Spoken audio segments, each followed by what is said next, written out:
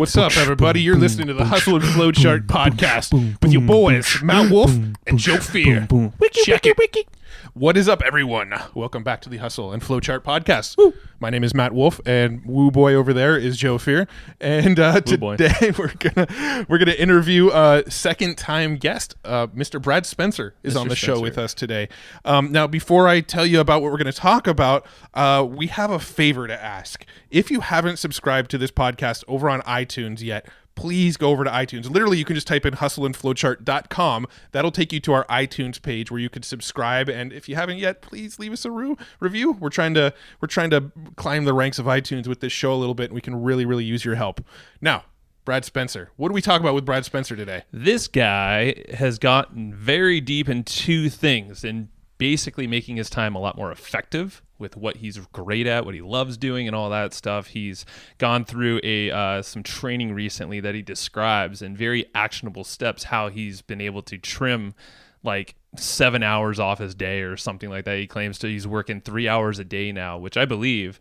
And then the other stuff, it's just doesn't even feel like work to him anymore. So he's created this perfect environment to be most effective. He's going to share that with you. And he also goes into some personality tests that he's run recently, and we actually did as well. So we go deep into what that test is. It's totally free, so you'll be able to test it or take it for yourself.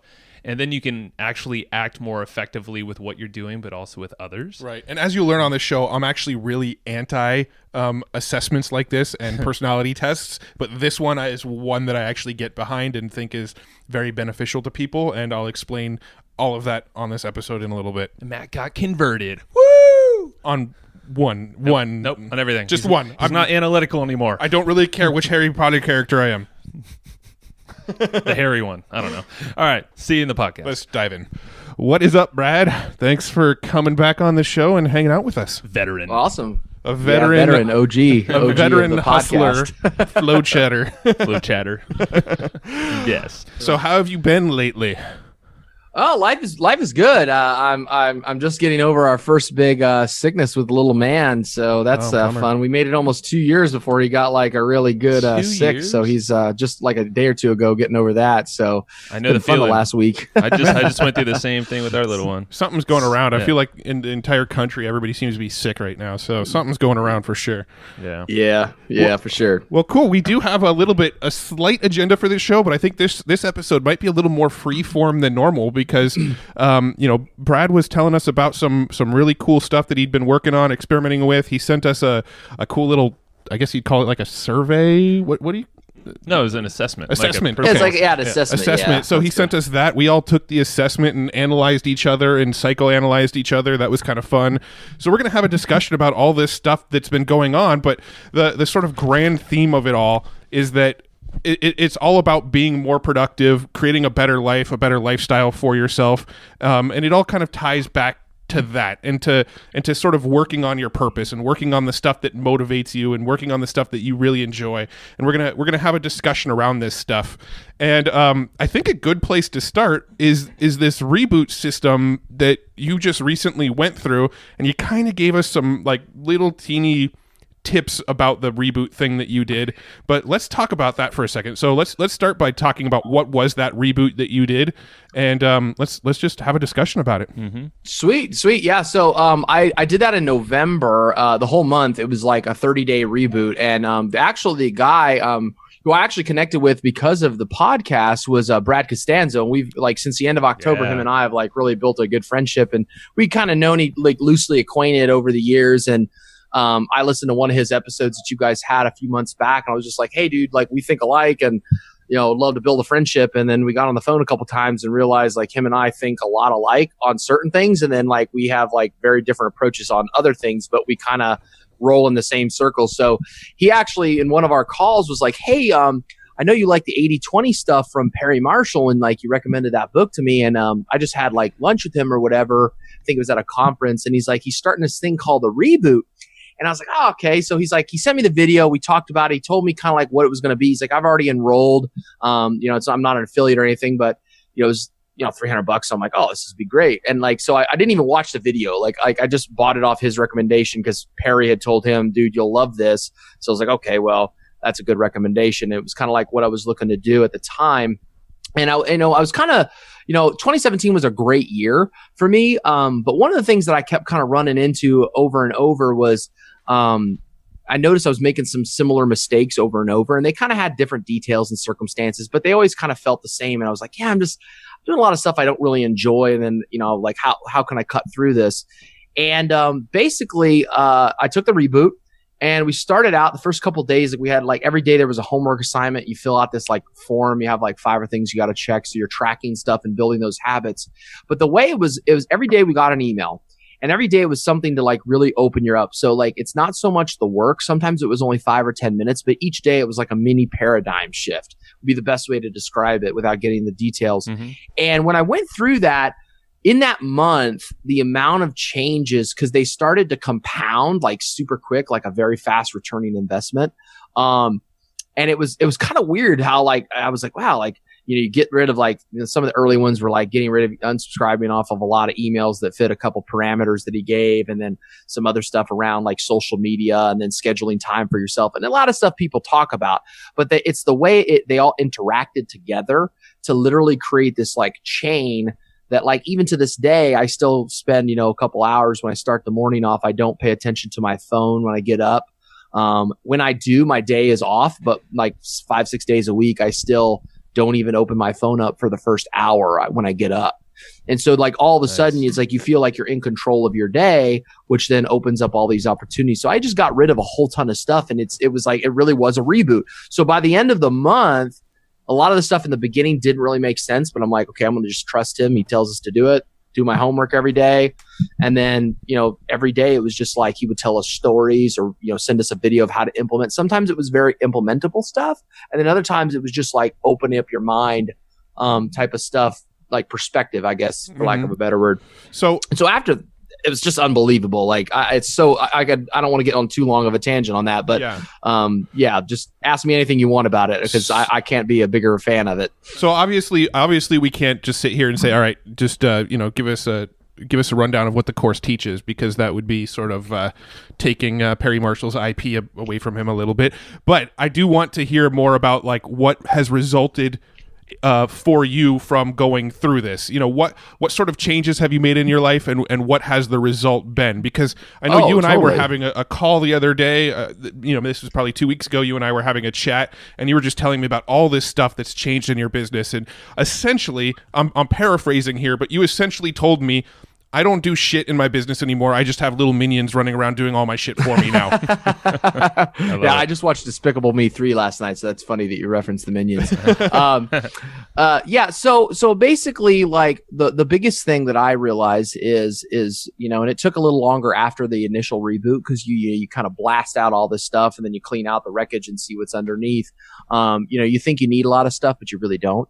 Especially with like Facebook. Like I don't get on Facebook till the evening most days, and it's just so nice to not be involved in everybody's like drama. So when it comes to that, what it actually allowed us to do, like in the month of November, we built a process to systemize our email writing. So I took all my systems for email writing, and I realized like, well, I don't have to do this anymore. Like, what if I practice a couple times and I, critique and edit the guys, we have like 3 full-time people, and then like I think 3 project managers. And my partner's Dean. So Dean's been on the show. So in case anyone's wondering, that's who I work with. And Dean manages all that stuff. So he actually, I remember I was really scared. He's like, yeah, just shoot the video for me. And he kind of like fibbed me a little bit, and I shot the video for him. And then he just flipped it to the guys to turn into a process using actually Gonzalo, who's also another person who's been on the show, his stress-free systems course. So we use that framework. So I just got rid of all my email writing. So basically, because of that course, like that took me out of all the copywriting that I didn't want to do, which allowed me to be more on the idea side and like the deal maker side. So kind of flashing forward now, a couple months in, I've still done the daily improvements. He really iterates that whole, like, I think in the 80-20 sales and marketing, talks about like 80-20 squared. And James Schramko, I think you guys had on the show here recently too with that book. He talked about that as well. Those two are the only guys I've ever known that have talked about that concept before. And long story short, I've kept compounding that to the point where I'm like, I have like the 4 C's of Brad. I went in and I was able, using Perry's frameworks that he talked about in the reboot, to say like, well, what do you really do that makes money? And I bought that book from Shramco when you guys shared that, I think in the Facebook group or something like that. Good book, really good and book. Loved it so far. And so I kind of like parlayed those two ideas together and kind of like Frankensteined them into my own thing, which is the 4 C's of Brad, which everything I've ever done in 10 years online has fit into one of these 4 C's or multiple of them. And everything I failed at has been outside of these. And those 4 C's are content, campaigns, connections, and counsel. So that's basically all I do now is I don't spend any time on any of the other stuff. And the reboot really forces you to realize like, what's the 4% of what you do that gives you all your results? And Shramko talked about it. Perry wrote the foreword to a book, so I know they're friends and stuff like that. And that's been like the biggest result. And it's hard to describe, but like to put it in numerical terms, just to give some context, I work maybe 3 to 4 hours a day and then have a little bit of time for calls. And we're doing pretty good. Like I can get on with somebody, record some questions and send that off to the guys. And, I upload it to like a Dropbox folder, and Dean built me this really cool system. Bless his heart. And the guys write the emails and I come back, edit them, and then come back. And I've actually outsourced my editing to a certain degree. I'm not fully done with the system as we record this. Like I'm still kind of testing a few things, but I can flip that off to somebody for $50 and they'll go through all the emails and find all the grammar stuff. And then basically that's it. So, I'm either doing one of those things. Am I creating content? Am I developing campaigns or improving campaigns? Am I connecting with people, or am I providing counsel as like an advisor to different businesses? And that's it. I literally don't like everything. It has to fit in those things. And usually I like to do 2 or 3 of them at the same time. That's when I really am hyper productive and I enjoy this stuff too. Right. So I'm having more fun. So where are you finding your minions who run your business for you? Just the way Gonzalo talks about in Stress Free Systems. So like Dean hires them. He's had a couple of these guys have worked for us for a couple of years now. 2 of them have worked for a little bit less than a year. They're Filipinos in this case, but like in one of my other businesses, we have designers in Latin America. So they're on the same time zone as us, which is pretty cool because Filipinos, like for East Coast, if it's 6 a.m. here, it's 6 p.m. there. They're directly 12 hours apart, like on daylight savings, to like Manila or whatever, I think is the time zone for there. And that's just what we do. We just use the stuff that Gonzalo talks about in Joy Proof and Stress Free Systems. Our business runs on Stress Free Systems. So not to plug Gonzalo, but like changed our business forever. So with the reboot, it actually refocused me to realize that like the core, the skeleton, the framework of the business runs on what Gonzalo teaches in Stress Free Systems, and everything kind of stems from that. So like I come up with a system, like for example, like a marketing process or a way to connect with people. And then I say, how can I inject that into Stress Free Systems to turn it into a process that like our guys can assist with, or even if they only do like 60% of it, that frees me up to be more on the phone. And I got to be like the guys taking notes and like recording the call. Like I actually have a guy, like this is one of the things I created off of the reboot. One of the lessons, I actually pay a guy $15 an hour per content to take notes on courses. All right. Because, I like it. Perry talked about that in one of the lessons. Is that the same guy that you referred to us? Because I think we... okay. Yeah, it's the same guy I referred to you guys, but it's been great. So like, I'll actually have him take notes on the questionnaires. Like I have these series of email, like they answer the questions and that provides content to the emails. And it's kind of cool because I have him go through the audio. So those interviews generally take 15, 20 minutes. So what does that cost me? Like $4 or $5, and I just like flip him a $5 bill on PayPal, and he loves it. He's great. He actually has run businesses and stuff like that, and he's kind of trying to move more into my area. So I'm like, well, instead of just teaching you for free, why don't I pay you to go over some of the stuff and you can watch what I do, and I get what I need, and he gets to grow and become better himself. So it's kind of a win-win, which I'm all about that. And but that's just like little things, and I mean there was something every day. Like I have all the emails saved in a folder because I'm still in. He attached this like membership, like I think it's called Renaissance Club, and every day he's always sending us emails, and a lot of them. I don't know if everybody like jives with his style because he's very engineer-like, but my father's an engineering professor, so I get the way his brain works and the way he kind of organizes stuff. It just makes sense to me. And he just like opens up, like if I get like 1 or 2 ideas a week that I can easily put into action, they're just like little paradigm shifts and they compound like daily. I like that. And it's like, it's really sweet. It's almost small. If you're kind of in the hustling phase of your life, you won't notice it. But if you're kind of like present to the fact that like you can do stuff every day to get a little bit better, and over time that kind of like adds up, if that's the phase you're in, you'll love like the reboot, because it forces you to really shut off, the bad habits like being on Facebook all day and just mindless texting and reading and crap like that. So it's pretty cool. So before the course, I just want to frame this, and it's not going to be all about Perry's course, even though this is like massive breakthroughs for you. Weren't you working a boatload of hours? Well, it's funny. I did work a lot of hours, and I worked a lot of hours doing garbage, right? So they're trash hours. They're not really work the way most people think about it. So kind of looking back to like what Shramko said, I've actually used like, I forget what he calls it, like EHR or something like that. Effective hourly rate. Hourly rate or something like that. Is like improving that number. I've talked about something similar, and I call it like return on energy. Like that was kind of my thing, like ROE, which is actually like a finance term that I kind of repurposed. And I've always kind of had that in my back of my mind. And I got away from that for a couple years. When I first got started online, it was really great. And then the last like 4 or 5 years, I've not been as diligent on that. And, lazy habits kicked in and they kind of stacked up until now. So I was doing a lot of trash work. And so when I started the reboot, I couldn't see it because it was like, it's stuff that quote unquote needs to be done. And you know how like there's things in life where you think you need to do it, but you really don't. But it's not until you stop doing it that you realize, wait, nothing bad happened when I stopped doing that. Nobody got mad at me. Nobody is upset with me or whatever. So that's kind of what like the first week of the reboot, I was like, man, where's this going to drop? Like, where am I going to like step on a landmine and blow up, like, piss off somebody or whatever? And never happened. But that was my fear at first. That was like my big objection before I bought it. I was like, you know what? Screw it. I'm just going to go in. I trust Brad's opinion.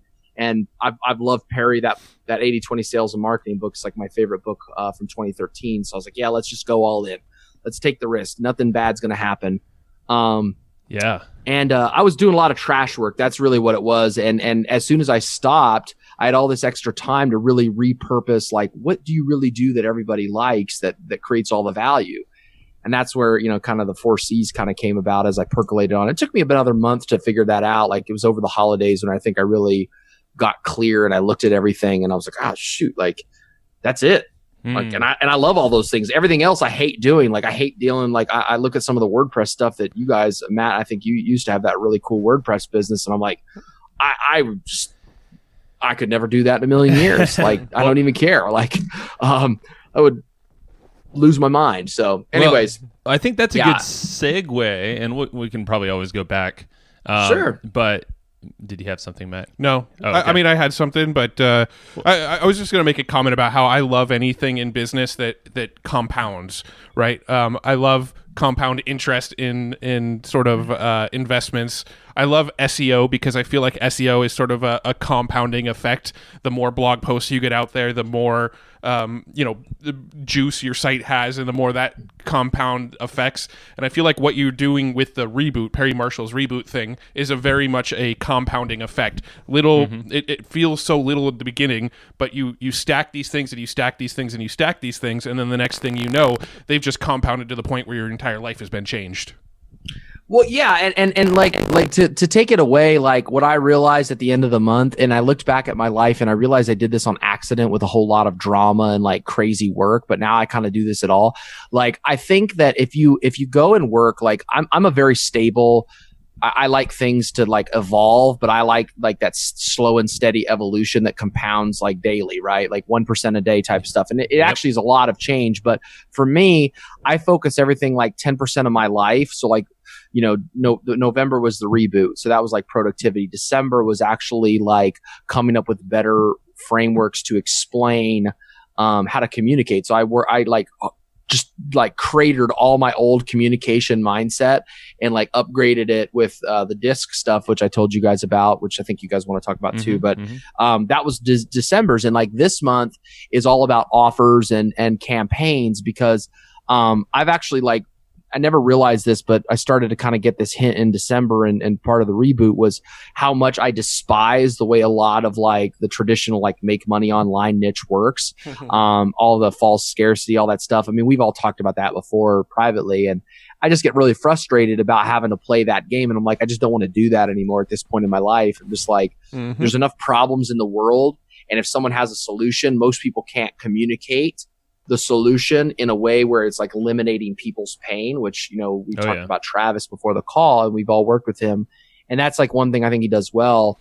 And that's where like the compounding in December, like that's the way it all compounded, right? So I actually focus on one area of my life. So this month it's like, how do you communicate offers to people where you're solving their problem and being like that servant, like kind of like a servant to the people, if you will. I don't want to like sound religious or anything, but like looking at it from that point of view where like this product solves problems for people, and how do you communicate that pain elimination to people? And that's the way I want to build businesses going forward. That's solid, man. You know, and that's what's really cool. So right around that time, because I just look back on my Slack, Matt, you and I have a little Slack channel together, but yeah, it was mid-December you sent over, and this is like a little transition to the disc thing.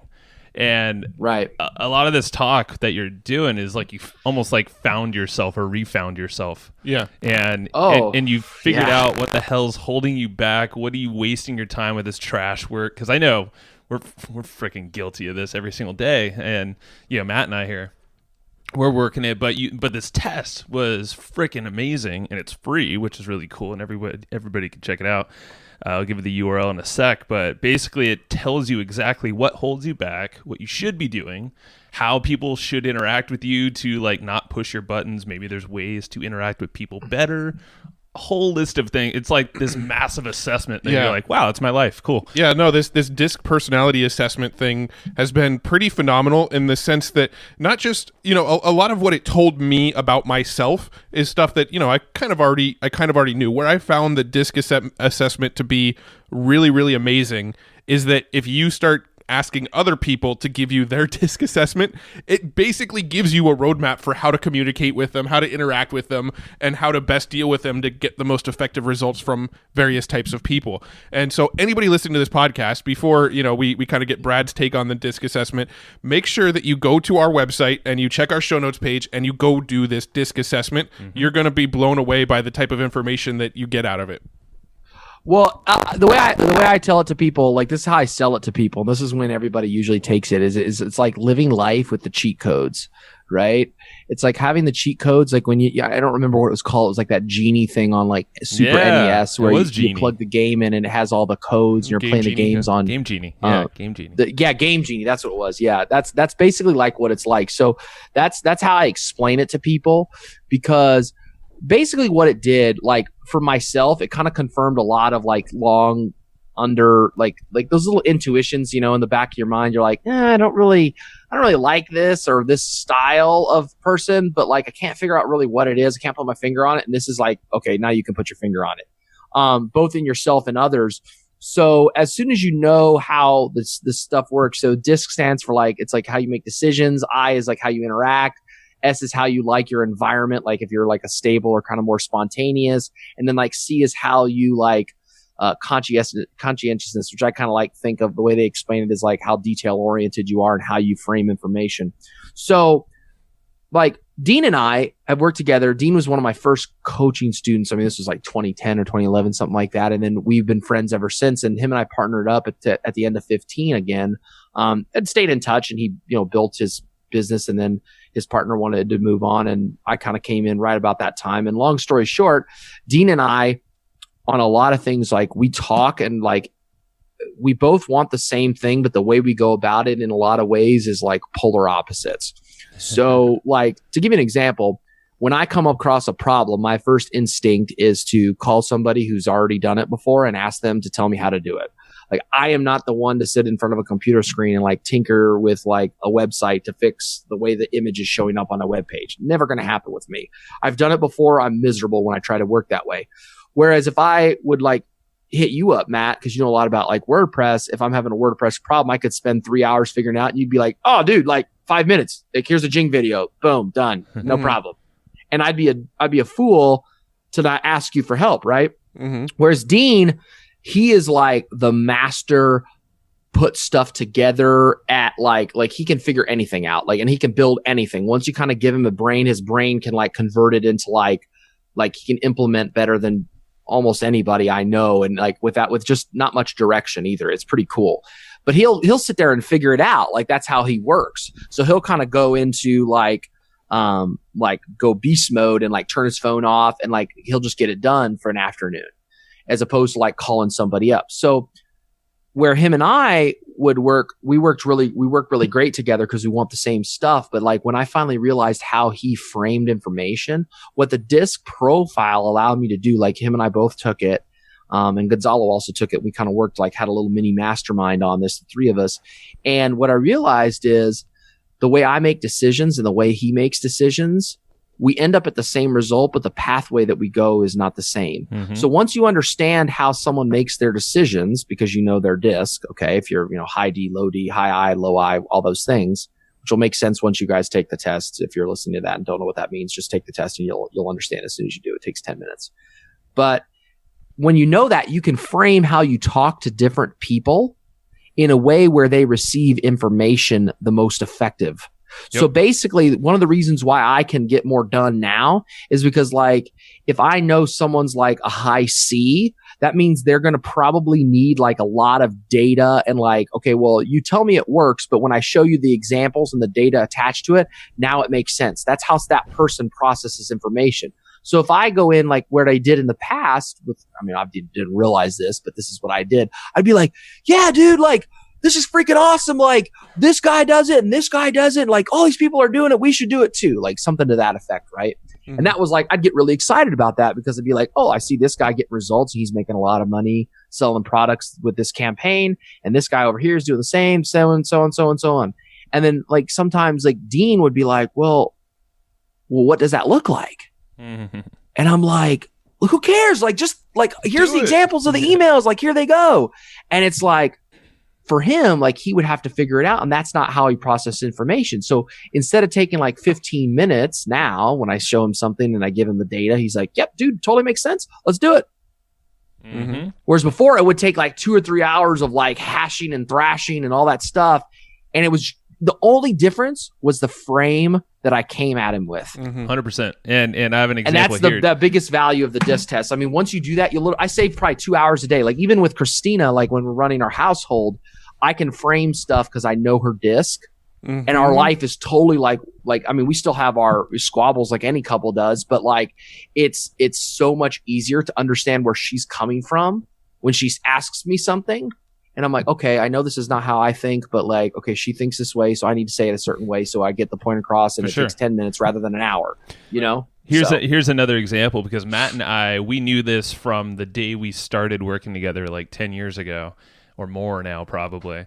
I think it was 11, actually. I saw it on Facebook the other day. Crazy. But that we are completely opposites in the way that we approach problems as well, just like you, but we get to the same point, but somehow we still jive with each other. Matt's not the extrovert. I am. He's more the analytical thinker. I'm not. That's why this show's called Hustle and Flowchart. But what's really freaking cool is that we both took the disc after you told us, and there's a graph that shows this perfectly. And this completely made the visuals, it confirmed what we always thought and what we've seen happen, where we'll even put a screenshot of this graph on the show notes. It's drastic, man. So it's like this triangle. I know, Brad, you've seen this in the Slack channel. Yep. Is that like mine off the chart is going to the eye. So this point of the triangle, and that's the extrovert kind of way that I approach people. His is extremely low. But my C, which is more of that procedural thinking and all that stuff, is very low. His is extremely high. So it's like literally the opposite triangle. Yeah. But on the other corners, the D and the S, we both like stability. The D, I'm forgetting what that is, but we both like the same thing there too. So we're both like at the same level. So basically, what's great about that is like, Joe, you and I have an extremely close profile, like in a lot of ways. Yeah. But like in the test, like for me, what was like, this is the second thing I do once I know what people's disc profile is, which is at the top of the report. I go down to like page, like whatever. And there's a lot of pages, but there's a lot of empty space. So don't get, crazy. It only takes 10 minutes and it spits it out, is how to communicate with this person. Mm-hmm. So it's literally like, when you learn how, like everyone, I've had like literally like 25 people take this, people that I interact with, work with, friends, everything, like, cause I'm just like building a massive database in my brain, because to me, this is like the number one way to connect with any person that you interact with. I'll send you guys this. I've been testing it out, and it's probably like 80% accurate. It's this little app called Approach that was some company that does disc profiling for companies, has this little iPhone app that like you enter a bunch of like 12 questions and about who you're talking with before you go into like a sales meeting, like how they are. Ooh. And it'll tell you how to talk to them. I'll actually show you guys that. I don't know how to shoot a video of like how an app works, but anyways, I'll send that to you guys to give to people so they can quickly implement this if they're in like business meetings. But one of the things is like, when you know how to communicate with people, all of a sudden, like everybody will like you more. Like, so I find that I have way less friction with people now.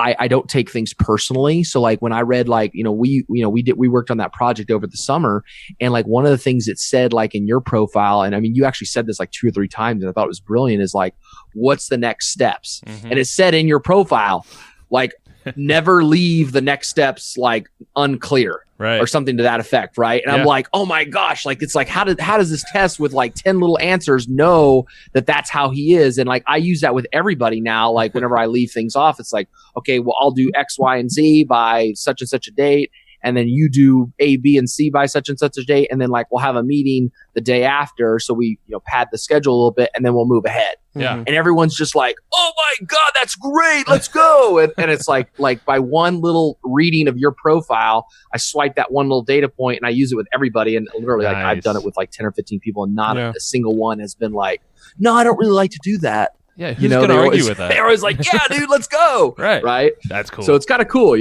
Yeah. Yeah, I mean, one thing that was really noticeable in mine, and I think after reading it, everybody's like, "Yeah, that's you," was the fact that I do not take anything at face value until there's data behind it and there's more information behind it. There's like, always a debate going on. There's always a debate about everything. Like one example would be like maybe you or Joe or somebody would send me like a YouTube video and be like, "Dude, this guy is killing it doing this," and then I'll watch the video and be like, "That's an interesting technique," but what about this, and this? And then I will analyze the shit out of it until people go, yeah, maybe that's not a good idea. Like I will read into everything until I've just completely analyzed it, and then I will make my decision on it. And if anybody just tries to say like, oh, so-and-so is killing it doing this, I'm going to analyze whether or not it's going to work for me if you don't give me any sort of data like backed. And sometimes I just want like an easy, like I want just a confirmation, like, yeah, all right, cool, great idea, or something. I'm like, I just want a simple thing, and then I always like, no, all right, Matt's gonna say, but well, here's the thing. Like, here's the reason Joe and I work well together is there's this counterbalance. I do feel like in certain scenarios, Joe may more have a tendency to be like, oh, this is a good idea, let's just jump into it, where I have a tendency to be like, all right, wait, step back. Let's think this through. Let's discuss it. Let's analyze it. Let's make sure this is the right path. I go to the extreme in that direction. Joe tends to go to the extreme in the other direction. And so we balance each other out. And the result is somewhere in the middle. Joe forces me to not overthink stuff so much. And I force Joe to not jump into things too quickly. Agreed. No, that's totally true, and it's funny because when I went visited Kennedy Space Center here, because it's about an hour east of us, and they actually said, like in this one exhibit about the space shuttle, that when they launch the space shuttle, right before it breaks the Earth atmosphere, it like slows down about 10%. And then it blasts through, and that's what allows it to punch the gravity. So like it actually slows down to speed up. And I've always remembered that analogy when they were explaining that, because otherwise it would bounce off the atmosphere and blow up or something to that effect. But they have to slow down to pierce the Earth's gravity or whatever. And like that's kind of like what Dean does for me, where like I'll sometimes go so fast on something because, like my natural tendency is to see a lot of people doing something, analyze it a little bit, and then, find a couple key holes, fix those, and then move ahead. But like where like your energy, like that counterbalance, sometimes slowing somebody down just enough to get them to get out of that, like, kind of like that almost like boyish exuberance. I have that a lot. And I just like, I'm all in all the time. And that's where sometimes that's gotten me in trouble over the years, because until very like the last few years, I haven't had that person to counterbalance that energy and say, well, Brad, like, have you thought this through? What about this, this, and this? And then I'm like, oh yeah, I should probably fix those things before we really go all out on this. Do you think that would actually change your personality, or do you think it will just give you some more awareness where it might bring up a question in your brain? I'm just asking this because it totally does. Exactly what you said. Like, it's very helpful for me, but like, until I understood that, like my partner Dean and Matt are very similar in this respect. And that's where, once I understood how he processes information, I could see the value, and kind of like the way I like to think about it is like, I can borrow that mindset for a little bit, like put the helmet on, think like that for a little bit, take it back off, and still be myself. Yeah. So like 95% of the time, I'm just myself. Like, I really follow my DISC profile a lot. Like, I look at all the sections, like it gives you feedback on like how to be better at work, how to interact with people better, how to stay motivated. I follow all those things very almost religiously. And even when I read someone's profile, I will actually give them advice framed in their profile, right? Just to be more effective. And it works great. Life is a lot easier, actually. It takes a little bit of work at first to kind of get the hang of it, but it's good. But like with that, I actually find a lot of value, because like Gonzalo, we brought him in as an advisory in our business, and we'd been working with him for a while, so we just kind of formalized it a little bit. And it was great because Gonzalo's wife is a high D and a high C. And so she and Dean think a lot alike in certain areas. Okay. And so Gonzalo has a lot of experience. Like, he's been married for, quite a while, and he knows how she processes information. So him and I are very similar in certain respects. And then he's also knows how Dean's mindset works, because his wife's the same way. So he actually helps me filter that. And it's worked out really well. Like, we've been doing, like, having him as an advisor, because he actually forces me to think a little bit like Dean, not like maybe think like him, but know how to frame it from his point of view. Yeah. And everything is so much faster now. It's like, going from like first gear to fifth gear, like instantaneously. And it's so much fun, because you get to the point where you're like, man, like, my partner's freaking brilliant about XYZ like thing. And this is like his thing. Like, I was talking to Dean the other day, and I was like, dude, I know without a shadow of a doubt, given like the right data and like point of view, you could build anything. And he's like, damn right I could. Yeah. And I'm like, how like cool is that to work with people who have that level of confidence, and like, you can let go and say, look, bro, I'm not like you. You do your thing. I trust you. I got your back. Whatever you need from me, I'm there, but you lead on this, because this is like your strong suit. And then you can like kind of like have faith that they will deliver on their, like, whatever it is that they do. But it's only because you respect their mindset and like how they process information. I don't mean to be like woo woo or anything, but like, to me, I put a lot of value on that in business. Is like when you get someone's like vibe and you're like kind of like flow. It's kind of like music, right? If everybody's just like slamming notes and stuff on all the different instruments, it's noise, right? But then as soon as people are like harmonized, it's like now you have a band. Yeah. And like, that's the way I like to think of disc, is like, instead of like the guy drumming in the back, going bat crazy, and then a guy on the guitar booing his thing, and the guy singing, doing his thing. And then it's all like, what the hell is that noise? And then all of a sudden, when you guys like sync up and you're like kind of like jiving with each other, that's like what the disc is. It's like the business communication version of like when a band kind of harmonizes and they're all like, I don't know a lot about music, but like when they all sound good together because they're working with each other rather than like countering with noise. I don't know if that makes any sense. That makes perfect sense. And I've been thinking about this based off of stuff that Matt and I will do. You know, if, for instance, if we have an idea, you know, I'll think one thing, he'll think another. We obviously are talking about it because the goal that we want to get to is the same, roughly. But it's the procedure, the way we're going to approach this thing. We were kind of throwing out the idea, and it's kind of like the advisor, what you did with Gonzalo. What are your thoughts on getting like a third-party person outside of vested interest, or maybe they do as an advisor, who knows?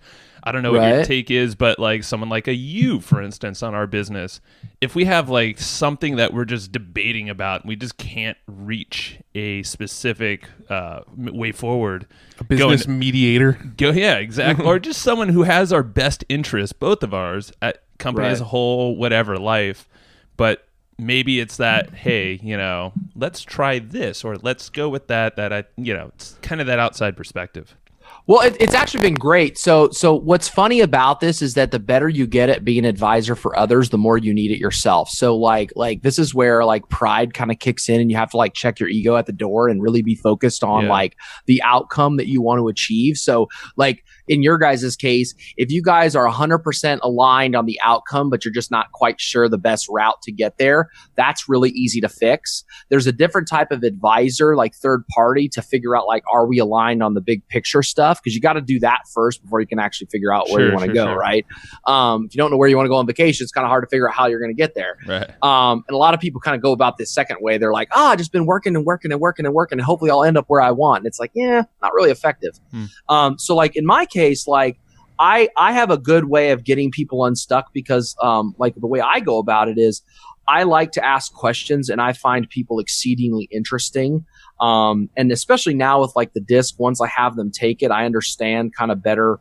I mean, I still have my blind spots like we all do, but it's a little bit easier. So like what I'll do is I'll help people get unstuck by asking questions and getting them refocused on that bigger picture, because then you can say, well, like, who is the right person for this strategy? And then it becomes like I lead on this, you lead on that. Mm-hmm. And that's really important, is to like really divvy up the responsibilities, but not based upon like, well, I do this and you do that, but more like, well, in this situation, like if you were doing like, say, affiliates, and you were like, yeah, we really want to get affiliates. And people kind of, I've done a lot of that in the past and made a lot of money for a lot of people, but like the conscientious people who maybe don't like to talk to people as much, or they're a little more nervous, like the low I, and then one partner is a high I can be like, well, look, so-and-so's handling this, but that's not really his flow. So why don't we flip this around?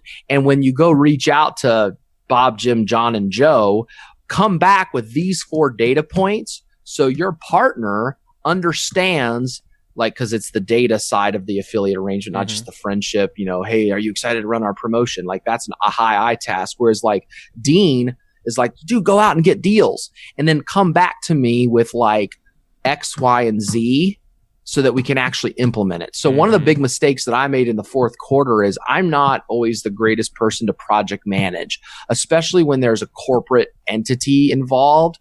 I don't have a lot of experience working in that environment where people are very much like cover their own butt as opposed to just figuring out how to get the project done. Like I'm just like, let's win, let's go, right? And then that's my natural flow. And I had to grow a lot. Like we're working on this one deal that's taken forever because I'd not experienced in that. So Dean kind of stepped in and managed that, and now all of a sudden everything's back on track and moving like lightning quick. Nice.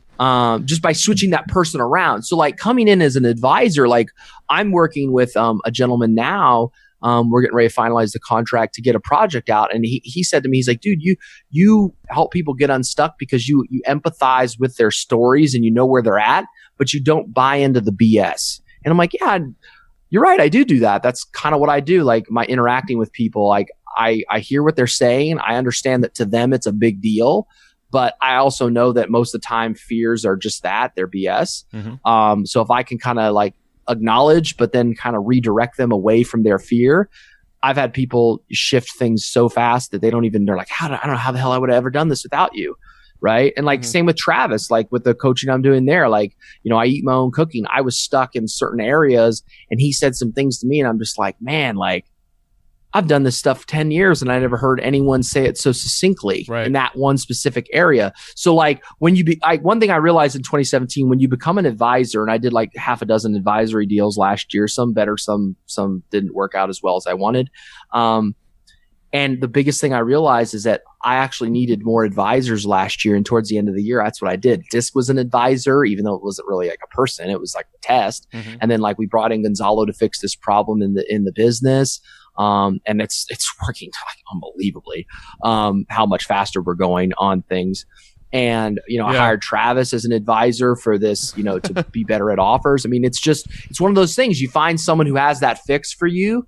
You pay them to use their thing. Now you integrate it into yourself, and now you're more effective. And that's it's true. I mean, that's the best way to think about it. We kind of use this podcast actually as almost like our pool of advisors. And that's what we actually love about this show is, when we have issues that we need to solve in our business, we go and figure out, okay, who's the best person that could solve this? And then we chase them up and chase them up and chase them up and then get them on the show. And so we kind of use that as a little bit of a mediator. But I do think what you said in there was gold as far as, this isn't obviously relevant to everybody because not everybody has a partnership.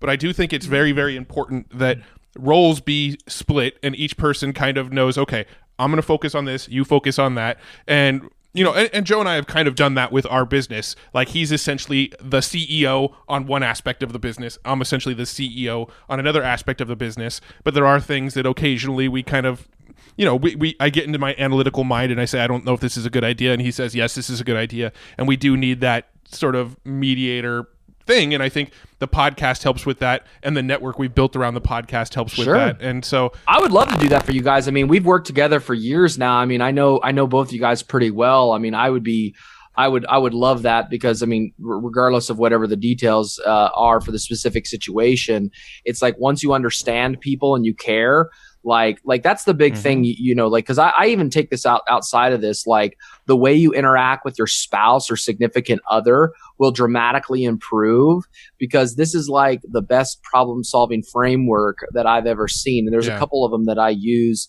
and DISC is more practical than a lot of them, because I don't like a lot of stuff that's hard to convert into action steps. Like I find that, like, even though sometimes I talk a lot and I've always been very extroverted that way, I do like when people can say, well, yeah, Brad, I hear you, but like, what's the next step? And I grew a lot in that area in 2017, like just like framing that, because in my mind I would have all those next steps, but I would never verbalize them to other people. Right. And I didn't realize that other people couldn't see that, because like in my brain, the next steps are as clear as day. So why do I even need to say it? That's kind of like what my unconscious was doing. Yeah. So as soon as I realized that not everybody thinks that way, and the DISC helped me to see that, it's like, oh, dude, like, well, I had that information all along. And I was joking with Dean the other day. I was like, for the longest time in our partnership, to give you guys a practical example, I would give him so much information because I thought for him to speed up, I needed to give him more, more examples, more templates, more frameworks. And he's kind of like, that actually slows him down, because he can't make a decision between X and Y. He can only use so much data. He's that data brain. And I'm like, I laugh at it now. It's so funny because it's like, we were so slow, and it was just because, like, as soon as I stopped doing that, well, like, less he is makes more. Decisions faster than me. There's It's also crazy. an element of like the data bias, and this is me and my analytical brain that's going to go off on a little bit of a tangent here. That's okay. But let's say that Joe was trying to prove a point to me that, like, oh, we need to get into e-commerce. This is just an example. He's never tried to get me into e-commerce, but let's just say that, like, Joe was saying we need to get into e-commerce. Here's proof, and he sent me like 10 YouTube videos. Well, because he's already believing that we need to get into e-commerce, he's going to send me all the information that's going to prove his point, versus information that discusses both sides. So there is a little bit of an information data bias that can happen if you're trying to prove a point to me that this is the path we need to go down. And me being that analytical side, I don't want you to send me all that. I want you to tell me your point, and I'm going to go do my own research and look at both sides of the picture. Independent research. There's actually a thing, and I read an article about this on Bloomberg yesterday, and the context was politics, but there, everybody says, like, people are going to believe whatever their party says, and like, which is called confirmation bias. But there's actually another bias at work, and they've done studies on this, where it's called desirability bias. So if information is received more efficiently when it shows the thing you already desire. So, like, I forget the context of how they tested this, but there was like, I think it was something like, if Democrats who voted for Hillary expected Trump to win, when Trump won, they weren't as disappointed as Democrats who got information that, like, they wanted Hillary to win, and then when they found out she lost and they didn't think Trump was going to win. So depending on how people thought like the thing would go would be how they reacted, and they did like surveys and stuff, and that was kind of the basic context. But there's actually the desirability thing. So if you already believe something and you're looking for information that confirms the thing you already believe, well, that's a bias. But then there's also like, does this information tell me about like what I desire the most? Does it help me desire the thing I already want more? And I've only read that one article about it, but it's just funny. This came up yesterday where I know I do that, where I'm like, I'll find 10 videos that like that, I do that, like exactly what you said about like give you the 10 videos that prove the one side rather than the pros and the cons, which is, it actually says that in the disc profile. High C people are like, give me the pros and the cons and then we'll weigh them and then we'll thrash it. And as opposed to just giving me the one-sided view, which is very much the way eyes are. Like a high I personality is able to persuade very easily. So like for me, I would go out and talk to people and ask them questions to kind of persuade them away. And that's actually something that like Dean and I, with Gonzalo's help, have discovered about the way him and I interact, is that if I look at his profile and mine side by side, and I'll put them up on the screen and I'll analyze them and I'll be like, yeah, I've definitely done that, where I will try to persuade him to my point of view. And because he is, I think it's because he's a low I, I've had to look again. He will initially buy into my perspective, but in the back of his mind, he'll have kind of like something similar to like buyer's remorse, like on a decision remorse maybe. And he'll go slow because he'll realize, I really bought in the beginning, but there's things I just don't understand, and now I'm a little like nervous, and it's all unconscious stuff, right, guys? Like none of this is like conscious. That describes me as well. I mean, I'm the type that will make a decision, we'll go forward on it, and I'll be like, oh shit, then I'll start to second guess the decision. I could definitely see that. And I think Dean and I are probably very similar in a lot of respects. You know, you are, by the way. I've read both your profiles. You're probably like 80-90% similar in some ways, but the one difference is your D's are different. Like his D is my D slightly is lower than definitely yours. different. Hey. Oh man, I walked right into that one. I'm sorry. I walked right into that one. Yeah, you did. Anyway, we actually do have to wrap up. Cool. I do want to kind of end on one little point. I'm not typically a big fan of these analysis. This has been a big fucking debate with Matt and I actually. I don't really like a lot of these assessment type things. I feel like there's a lot of self-fulfilling prophecy involved. It's almost like the horoscope type thing where you take this assessment, it tells you that you're this one way, and now your brain starts thinking, okay, this assessment told me I'm this way, so I'm going to start acting this way. So I do think there's a large self-fulfilling prophecy element to these assessments. However, this disc element, I feel, has been different than any of the other assessments that I've taken because it actually does have really great information on how to interact with people like me, how to interact with people like Joe in the most effective manner. And that's what I like about it. It's not just like, here's who you are. It's here's how people should interact with you. And it gives you information on the best way to approach situations with the type of people, which is why I actually like this assessment, but have not been a fan of pretty much any other assessment I've ever taken that is similar. So it's like this, right? Like if you think of it like this, if you could choose the easy way or the hard way and get the same outcome, why would you ever choose the hard way?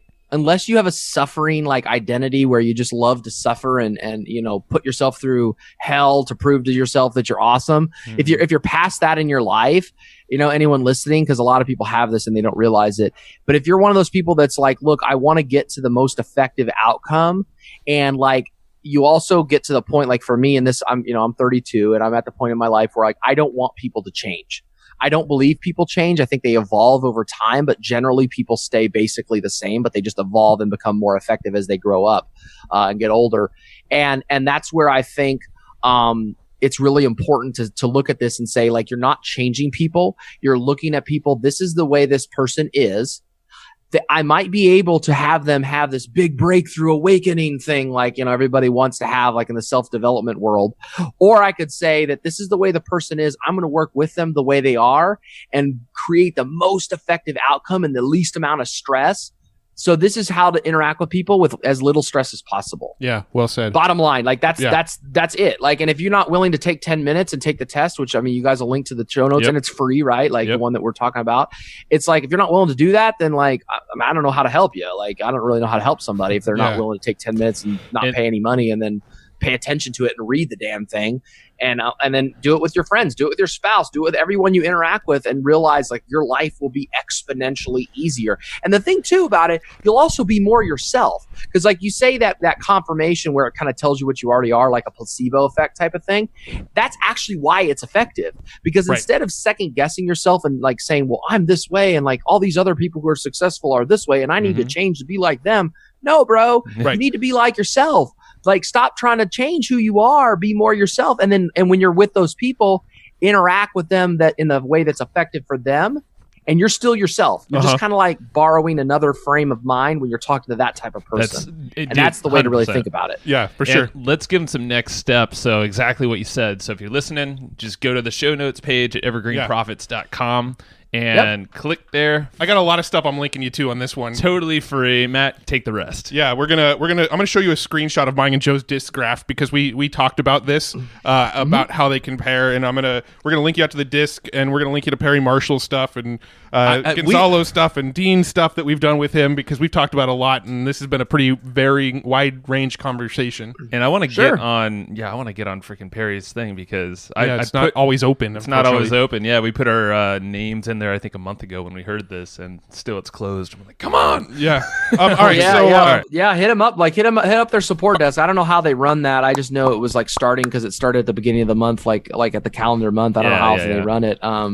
It's been changed my life forever. I mean, it's one of the best things I've ever purchased, frankly. Right. So we've got a couple little wrap-up questions that you've already answered once before, but are there any new books that you can recommend from that you've read recently? I think that you've been the last time you were on the show was like the 9 months Shramko ago. book is one. I mean, obviously, I don't know. I'll say it anyway. Like, I've been reading the Bible a lot and getting a lot of really good productivity insights out of that. I have a free Bible app on, like, it's called YouVersion. It's pretty cool. If anyone's into that, like, there's a lot of business stuff in there, lessons and things that have really helped me out.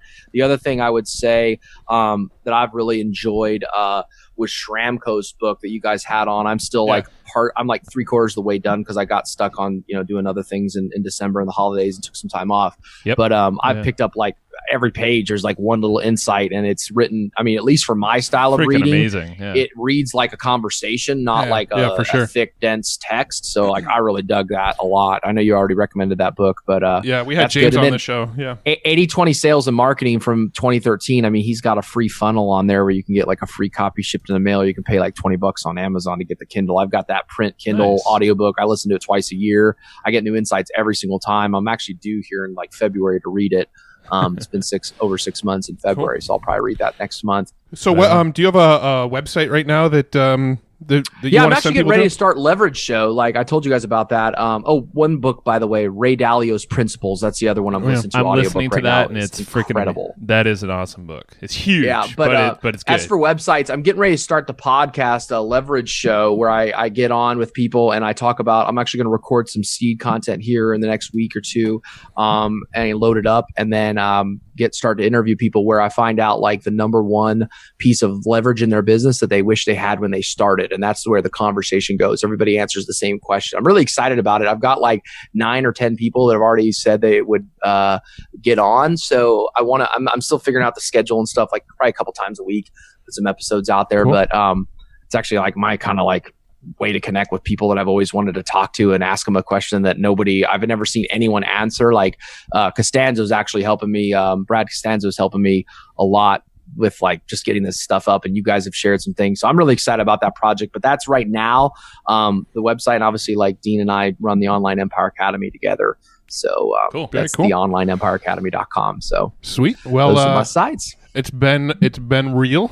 It's been awesome. I think hopefully we're going to be on your podcast at some point. Get us on. Yes. Yeah, for sure. You guys are in the first group of people that I want to record with. So, and everything you mentioned today is going to be in the show notes. So if you're listening to this in your car or out for a run, get to your computer now. Just stop whatever you're doing. This is funny. Matt's talking about running. Matt's never run a day in his life. I run on Funny story, and then we'll wrap up. Yeah, I took him to a track. We don't need any funny stories about me Took running. him to the track down the street. This is like 10 years ago. His only freaking shoes were basketball shoes.